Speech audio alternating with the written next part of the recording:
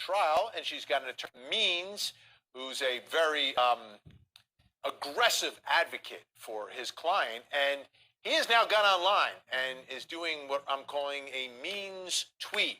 Not a mean tweet, but a means tweet. Take a look at what he tweeted here. All the rats are running.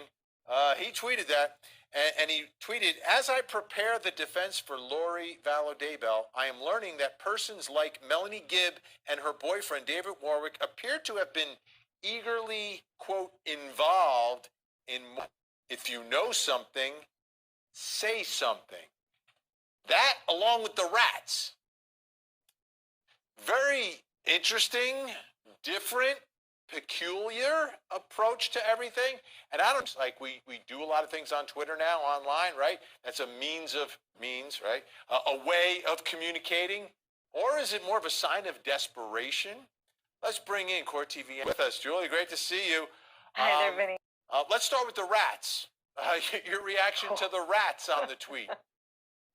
Well, I have to admit, when I saw it, I thought, oh, that's, it's kind of funny in a sense. He's got the rat gif and all that. But when you really dig deep into this, I'm thinking, the old saying goes, sticks and stones may break my bones, but names will never hurt. Okay, Melanie Gibb and David Warwick are free. They're roaming free. They are not in jail. They're not locked up.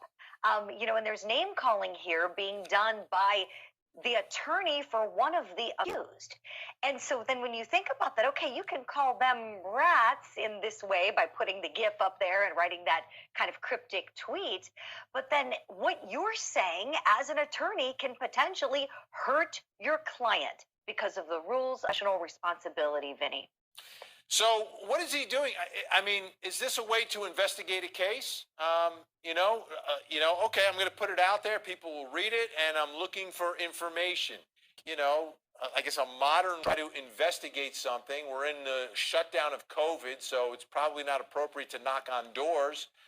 But is this a legitimate way to try to get information that could perhaps help you or shed some light on some issues or potentially on some witnesses?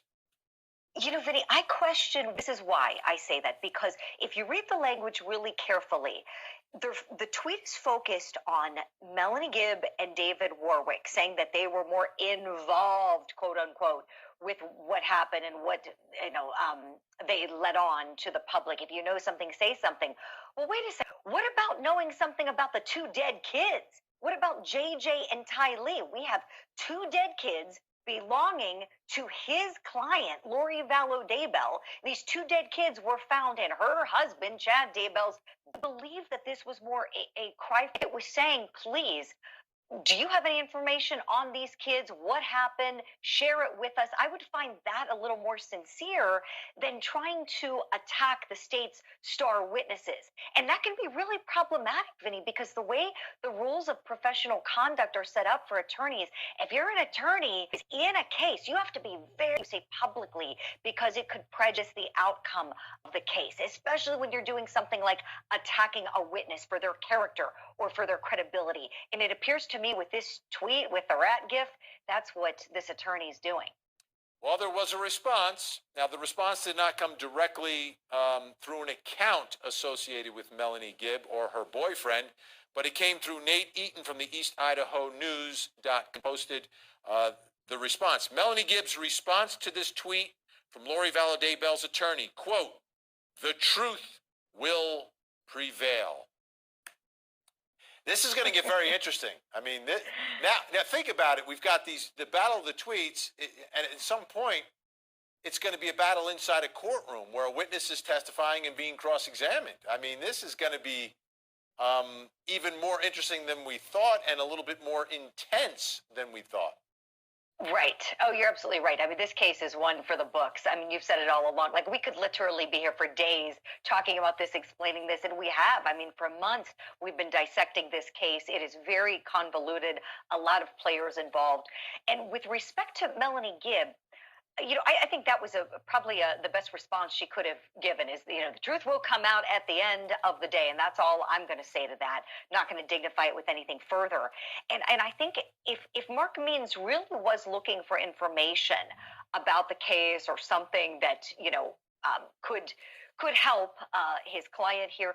Maybe the better way to do it than Twitter, Vinny, would have been for him to get a private investigator. I mean, we know defense attorneys all the time use private eyes to help investigate their cases because they're not trusting what's been turned over to them from the government. And they say, oh, hang on, I'm going to get a PI to do this work. And most of the time, it's retired police officers who've served years and years for the government. They're in retirement and they're going to make some money on the side doing private work. So that might have been the better way to put it out there rather than as counsel taking to Twitter, getting into the mud, and then you have her being questioned by media outlets. We don't want this to get any messier, and certainly he doesn't want an inquiry from the disciplinary board either. So I think that should be the last tweet that's sent. Well, it may not be, though. He's very aggressive. We know he's now that word involved, and I was wondering, what exactly is he going at here? They may be more involved. Well, we're going to go back now to some of the testimony of Melanie Gibb, where she's on cross-examination. Let's take a listen to what she, concedes on cross. At some point, there was a question regarding the whereabouts of JJ. Is that right? Correct. And at that point, you had advised him that you had JJ in your care, correct? I told him that I had him and then I didn't have him. Okay.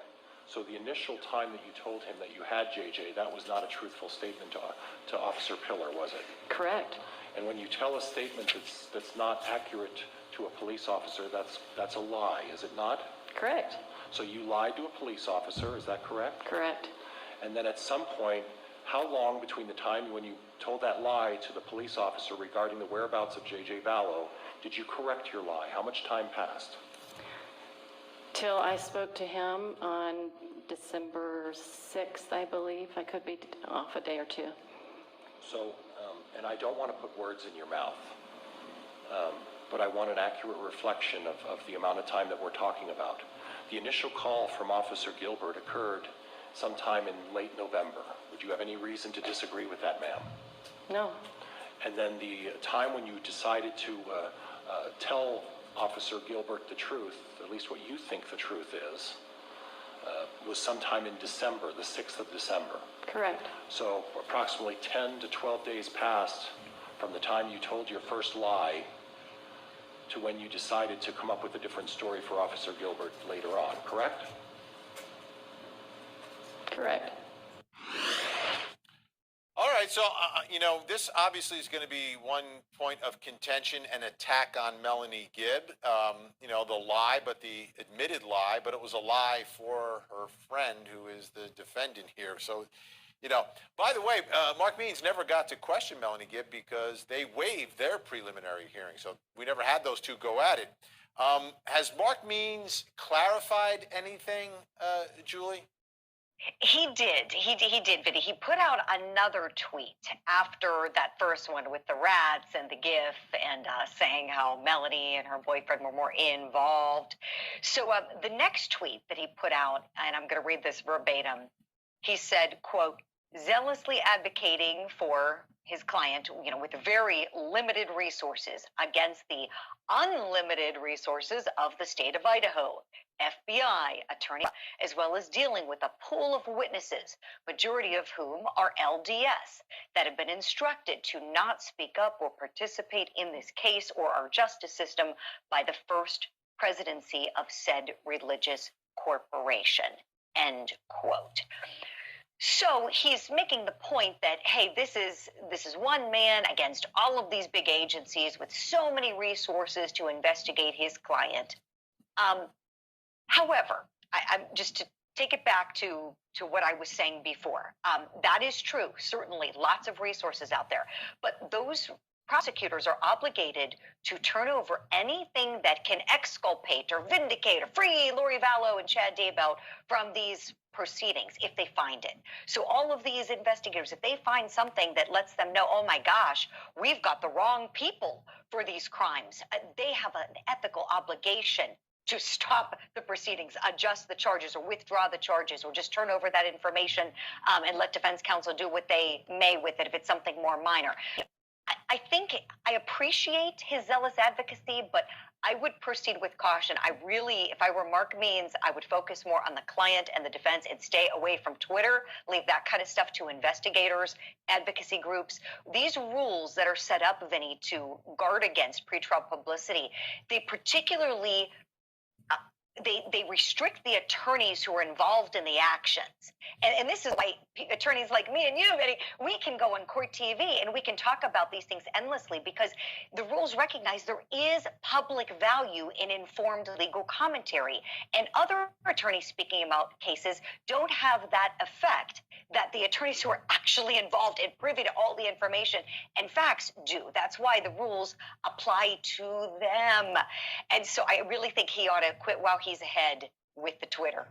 Yeah. Well, we've got some outstanding motions, and one of the big issues that still has to be decided is whether or not the cases will be joined for Doomsday Prophet and his lovely new bride, Lori Vallow, and where the case or cases will be heard.